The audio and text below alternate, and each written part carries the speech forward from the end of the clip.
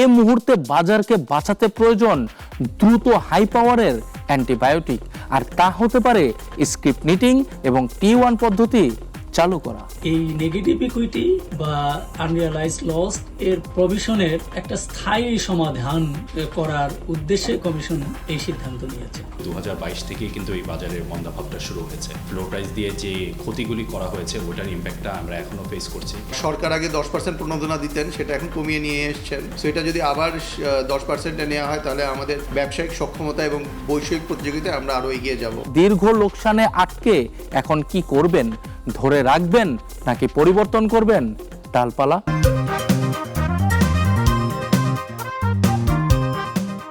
স্বাগত দর্শক, দেশের শেয়ার বাজার নিয়ে নাগরিক টেলিভিশনের বিশেষ আয়োজন শেয়ার টকে আপনাদের সঙ্গে আছি আমি সানি আহমেদ। শেয়ার টক অনুষ্ঠানটি পরিবেশিত হচ্ছে ব্র্যাক ইপিএল স্টক ব্রোকারেজ লিমিটেডের সৌজন্যে। অনুষ্ঠানের শুরুতেই এক নজরে জানিয়ে দেব কেমন গেল ঢাকা এবং চট্টগ্রাম স্টক এক্সচেঞ্জের সাপ্তাহিক পুঁজিবাজার। দর্শক, টানা 9 কার্যদিবস ধরে পতনে রয়েছে দেশের শেয়ার বাজার। সরকারও যেন নীরব দর্শক। হতাশার আরও একটি সপ্তাহে ঢাকা স্টক এক্সচেঞ্জের সূচক 124.73 পয়েন্ট কমে দাঁড়িয়েছে 4,972.60 পয়েন্ট। লেনদেন 122 কোটি বেড়ে সর্বমোট টার্নওভার হয়েছে 1,718 কোটি 18 লাখ টাকা। বাজার মূলধন কমেছে 7,086 কোটি টাকা। এদিকে সপ্তাহ জুড়ে 396 প্রতিষ্ঠানের মধ্যে দর বৃদ্ধি পেয়েছে 57টির, কমেছে 324টির এবং অপরিবর্তিত রয়েছে 15টির দর। অব্যাহত দরপতনে রয়েছে চট্টগ্রাম স্টক এক্সচেঞ্জ। সিএসসি সূচক CASPI 302 পয়েন্ট কমে দাঁড়িয়েছে 13,957 পয়েন্ট।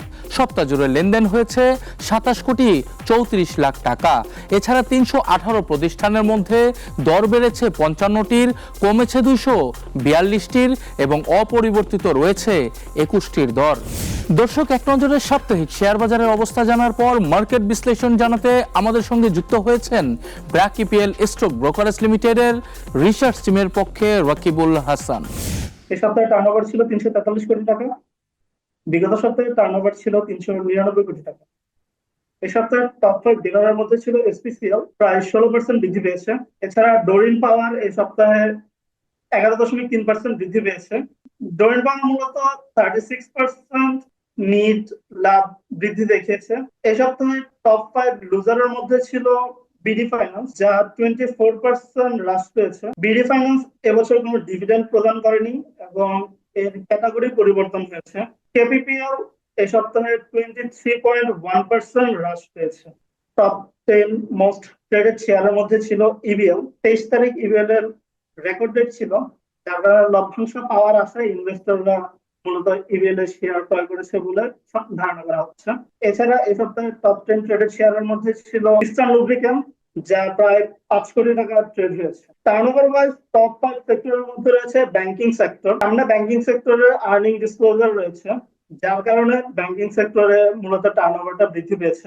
ব্যাংকিং সেক্টরের টার্নওভারের মেইন ড্রাইভার ছিল Uttara bank, Jamuna bank, BRAC bank. অন্যদিকে টার্নওভার ওয়াইজ দ্বিতীয় অবস্থানে রয়েছে ফুড এন্ড অ্যালাইড, যেখানে বিচ হ্যাচারি, লোভেলো এবং ফাইন ফুড টার্নওভারকে ড্রাইভ করেছে। এই সপ্তাহে টপ নিউজের মধ্যে রয়েছে টিবিলের যে হার সেটা বৃদ্ধি পেয়েছে, কারণ গভর্নমেন্ট টিবিলের থেকে বেশি গভর্নমেন্ট ব্যাংকের উপর বেশি ডিপেন্ড করতেছে, যার কারণে হচ্ছে টিবিলের হারটা বৃদ্ধি পায়। টিবিলের হারটা বৃদ্ধি পাওয়ার কারণে মানুষ যেহেতু সেফ বিনিয়োগ পছন্দ করে, সেহেতু শেয়ার বাজারের টার্নওভার কিছুটা কমার সম্ভাবনা রয়েছে। এছাড়া বাংলাদেশ বিগত 10 মাসে প্রায় 23.75 billion US dollar remittance collect করেছে, যা 2021 সালে সারা বছরের রেমিটেন্স থেকে $1 বিলিয়ন কম।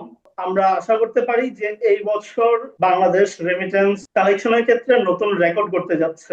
টেলকো সেক্টরে প্রাইস কমানোর কথা বলা হয়েছে, যার ফলে গ্রাহক পর্যায়ে ইন্টারনেটের দাম কমতে পারে। এনভয়টেক তৃতীয় কোয়ার্টারে 129% গ্রোথ দেখিয়েছে, মূলত অতিরিক্ত ইন্টারন্যাশনাল ডিমান্ড এবং অপারেশনাল এক্সেলেন্সের কারণে এনভয়টেক্স এর এই প্রবৃদ্ধি হয়েছে। বিসেক আইসিবির যে 5% এই ক্যাটাগরিতে ইনভেস্টমেন্টের রুলস ছিল, সেটা বাতিল করেছে, যার ফলে আমরা সামনের দিকে এই ক্যাটাগরিতে কিছু অতিরিক্ত মোমেন্টাম দেখতে পারি বলে আশা করতে। দিন যত যাচ্ছে ততই নাজুক হয়ে পড়ছে দেশের পুঁজিবাজার। বিনিয়োগকারীরা পাচ্ছেন না আস্থা, হারাচ্ছেন পুঁজি। ব্যাপক লোকসান থাকা সত্ত্বেও হতাশায় ছেড়ে দিচ্ছেন শেয়ার। দুটি বড় সমস্যা যা বারবার আঘাত করছে পুঁজিবাজারে। 2022 থেকেই কিন্তু এই বাজারের মন্দাভাবটা শুরু হয়েছে। ফ্লোর প্রাইস দিয়ে যে ক্ষতিগুলি করা হয়েছে ওটার ইম্প্যাক্টটা আমরা এখনও ফেস করছি। এখন আমাদের সাথে আরও যুক্ত হয়েছে ইকোনমিক ইস্যুস। আমার জিডিপি গ্রোথ হয়ে আসছে 3.5%। আমি গত কয়েক বছরে আমাদের জিডিপি গ্রোথ অ্যাটলিস্ট অ্যাভারেজ 6%-এর কাছাকাছি ছিল। আমাদের ইনফ্লেশন এখন কিন্তু হিস্টোরিক হাই লেভেলসে আছে, যদিও পড়ছে বাট সিগনিফিকেন্টলি এখন তো পড়ছে না। আমাদের ইন্টারেস্ট রেট এখনও পর্যন্ত হাই। এর মধ্যে আপনি দেখেন যে এই সামনের বাজেটে ট্যারিফ বেড়ে যাচ্ছে আপনার গ্যাসের উপর। সো শিল্প খাতে যদি আপনি ইন্ডাস্ট্রি যদি দেখি, আপনি যদি গ্যাস অ্যাক্সেস যদি না পান বা অ্যাটলিস্ট হাইয়েস্ট যদি একটা রেটে যদি আপনাকে গ্যাস দিতে হয়, আপনার প্রোডাকশন কী করবে, আপনার প্রফিটটা কোনখান থেকে জেনারেট হবে। বাজেটও এবার কিন্তু একটা কন্ট্রাকশনারি বাজেট হচ্ছে।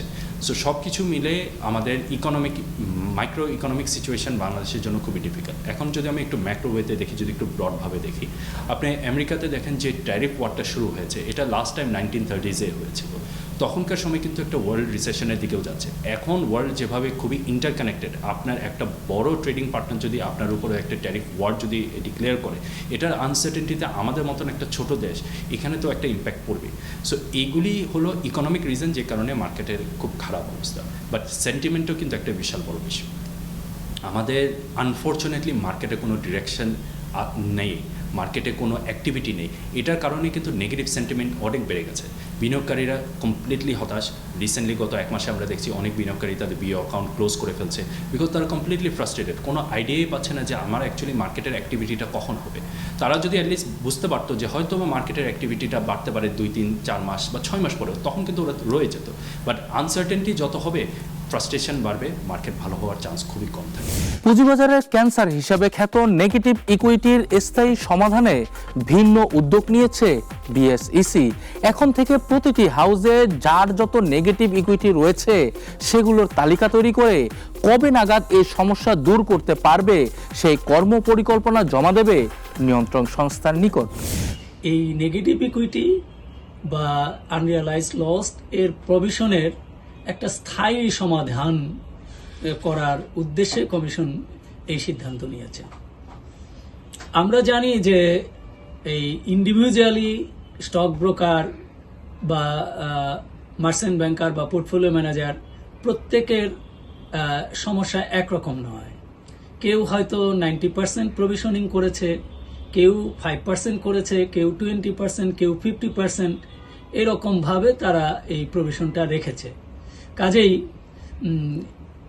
প্রত্যেকের যেই তার যে প্রভিশন ঘাটতি সেইটা বিবেচনা করে ইন্ডিভিজুয়াল স্টক ব্রোকার বা মার্চেন্ট ব্যাংকার বা পোর্টফোলিও ম্যানেজার তারা তাদের সুনির্দিষ্ট এবং গ্রহণযোগ্য যদি একটা কর্মপরিকল্পনা তৈরি করে দেয় এবং এটা বোর্ডের অনুমোদন করে, তাহলে তাদের একটা কমিটমেন্ট সৃষ্টি হবে।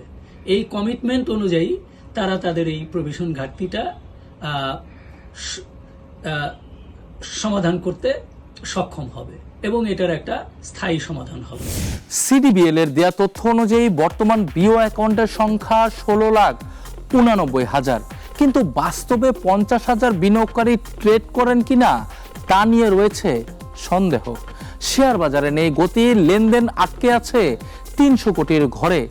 নিয়ন্ত্রণ সংস্থা দীর্ঘমেয়াদে পদক্ষেপ নিলেও এ মুহূর্তে বাজারকে বাঁচাতে প্রয়োজন দ্রুত হাই পাওয়ারের অ্যান্টিবায়োটিক, আর তা হতে পারে স্ক্রিপ্ট নিটিং এবং T1 পদ্ধতি চালু করা। মন্দা থেকে ভালোর জন্য কিন্তু অ্যাকচুয়ালি অনেক ফান্ডামেন্টাল চেঞ্জ আছে, বাট আমি সবসময় মনে করি যে আপনার যে কোনো প্রবলেমের একটা শর্ট টার্ম সলিউশন হতে পারে, একটা লং টার্ম সলিউশন হতে পারে। লং টার্ম সলিউশনের জন্য তো আমরা অনেক কিছু নিয়ে কাজ করছি, বাট এটা সলিউশনটা আসবে লং টার্মে। শর্ট টার্মে আমরা যদি দেখি যে আমাদের এই খারাপ মন্দাভাবের মধ্যে আমাদের এখন মার্কেটের টার্নওভার 350 থেকে 400 কোটি টাকা। 2025-এ এসে যদি 350 থেকে 400 কোটি টাকা যদি এই ইন্ডাস্ট্রিতে অপারেট হয় এইভাবে, এটা কিন্তু কোনো ভালো মার্কেট না।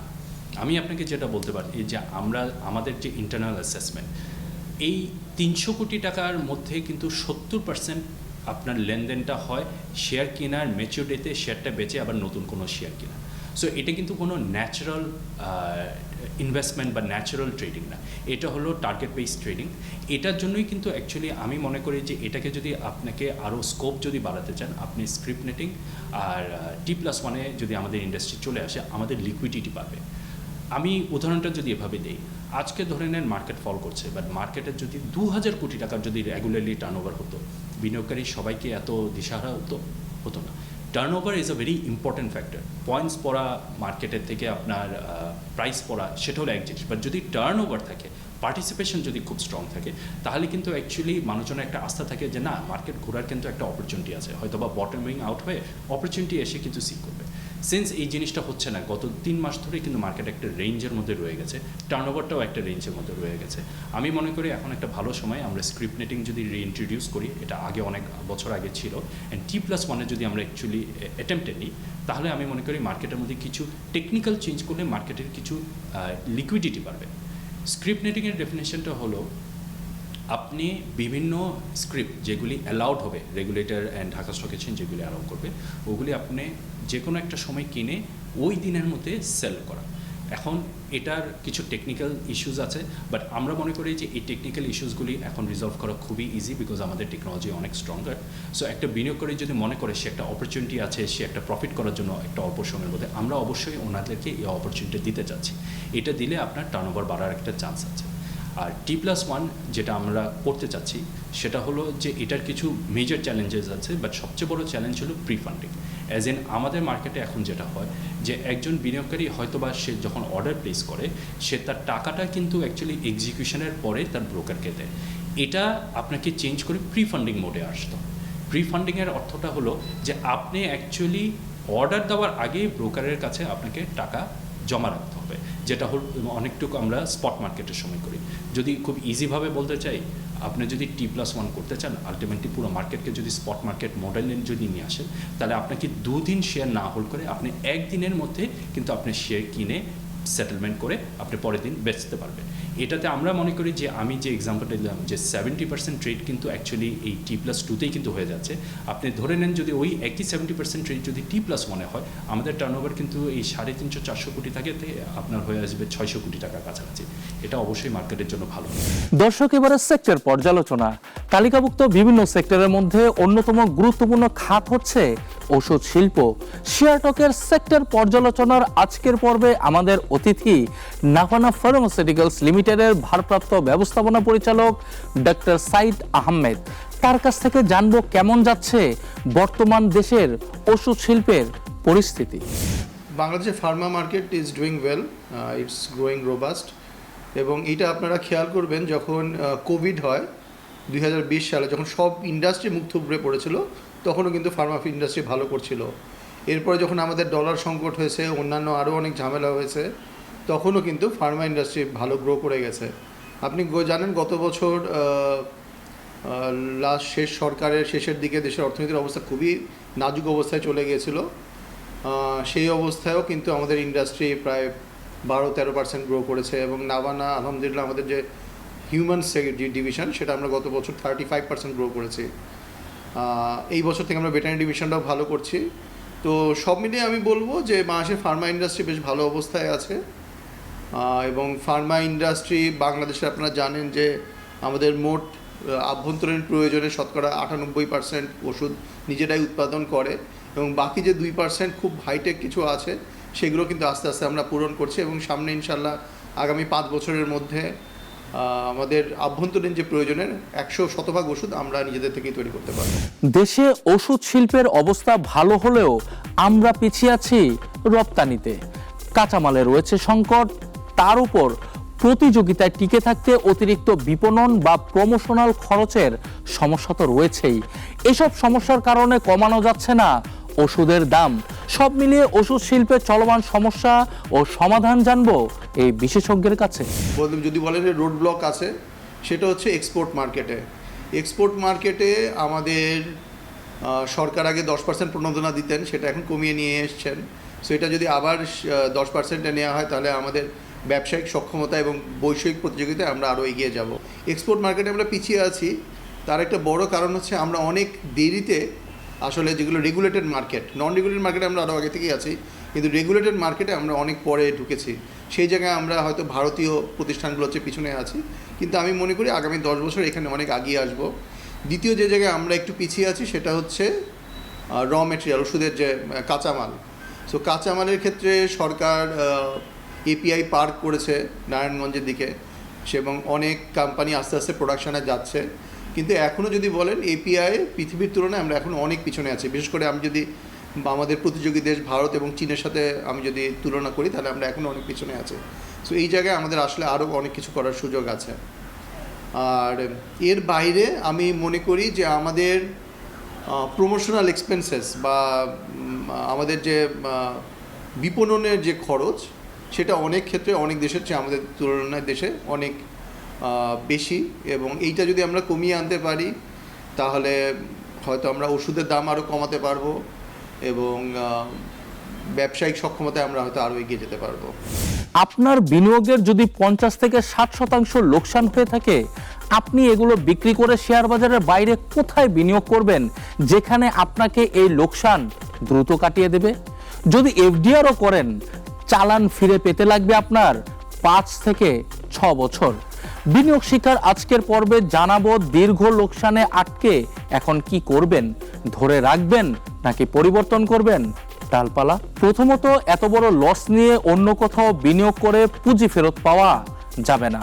যদি মার্জিন ঋণ না নেওয়া থাকে তাহলে প্রথমেই আপনি আপনার পোর্টফোলিওতে ইমোশন বা আবেগ ত্যাগ করে স্টাডি করে দেখুন এখানে কি কি কোম্পানি আছে যাদের ওপর আপনার আস্থা আছে, সেগুলোর আর্থিক ভিত কতটুকু মজবুত। কারণ অনেক এই ক্যাটাগরির কোম্পানি রয়েছে যাদের আর্থিক ভিত নিয়ে রয়েছে অনেক সন্দেহ।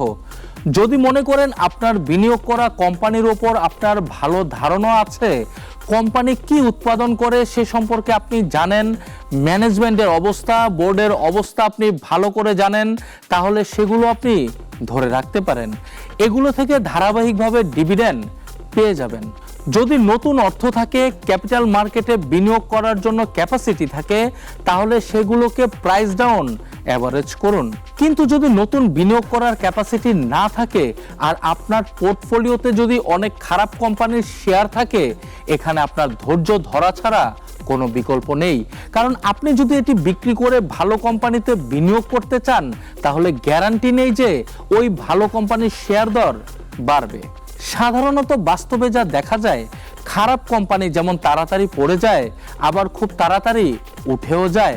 তাই যে কোম্পানিতে আপনার বিনিয়োগ আছে, আপনি নিজে সে সম্পর্কে একটু পড়াশোনা করুন, কোম্পানিতে ফোন দিন, যোগাযোগ করুন, তথ্য নিন, এরপর আপনি সিদ্ধান্ত নিন এগুলো ধরে রাখবেন নাকি পুঁজি অন্য কোম্পানিতে বিনিয়োগ করবেন। এত বড় লোকসান যেহেতু হয়েছে এই মার্কেট থেকে, তাই এখান থেকে করতে হবে পুঁজি পুনরুদ্ধার। দর্শক, এবারে আন্তর্জাতিক শেয়ার বাজার চমক দেখিয়ে যাচ্ছে যুক্তরাষ্ট্র, ইউরোপ সহ এশিয়ার বেশিরভাগ শেয়ার বাজার। যুক্তরাষ্ট্রের ডাউ জোন্সের সূচক গেল 5 দিনে 2.43% বেড়ে দাঁড়িয়েছে 40,093 পয়েন্ট। এছাড়া S&P ইন্ডেক্স 3.83% বেড়ে দাঁড়িয়েছে 5,485 পয়েন্ট। উত্থানের ধারায় রয়েছে ইউরোপের বেশিরভাগ শেয়ার বাজার। গেল 5 দিনে যুক্তরাজ্যের FTSE 100 ইন্ডেক্স 1.59 পয়েন্ট বেড়ে দাঁড়িয়েছে 8,407 পয়েন্ট। এছাড়া জার্মানির ডেক্স ইন্ডেক্স 4.05% বেড়ে দাঁড়িয়েছে 22,065 পয়েন্ট। ভালো অবস্থানে রয়েছে এশিয়ার শেয়ার বাজার। গত 5 দিনে জাপানের শেয়ার বাজার নিক্কি 225 ইন্ডেক্স 2.81% বেড়ে দাঁড়িয়েছে 35,706 পয়েন্ট। চীনের শেয়ার বাজার সাংহাই সি কম্পোজিট 0.58% বেড়ে দাঁড়িয়েছে 3,296 পয়েন্ট। ভারতের বোম্বে স্টক এক্সচেঞ্জের সেন্সেক্স 0.39% বেড়ে দাঁড়িয়েছে 78,876 পয়েন্ট। এছাড়া পাকিস্তানের করাচি 100 ইন্ডেক্স 2.50% কমে দাঁড়িয়েছে 1,14,819 পয়েন্ট। দর্শক, শেয়ার টকের 19তম পর্ব আজকে এই পর্যন্তই। আগামী পর্বে হাজির হব নতুন কিছু নিয়ে। সে পর্যন্ত ভালো থাকুক পুঁজিবাজার, ভালো থাকুক বিনিয়োগকারীরা। আল্লাহ হাফেজ।